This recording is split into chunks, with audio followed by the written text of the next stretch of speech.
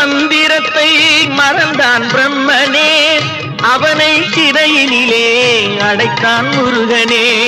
பிரணவ மந்திரத்தை மறந்தான் பிரம்மனே, அவனை சிறையினிலே அடைத்தான் முருகனே. அதனால் கந்தனிடம் பிரம்மனும் மிரளுவான், அதனால் கந்தனிடம் பிரம்மனும் மிரளுவான்.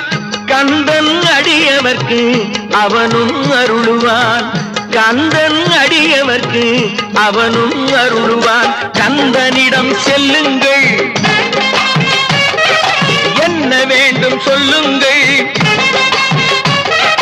கந்தனிடம் செல்லுங்கள், என்ன வேண்டும் சொல்லுங்கள்.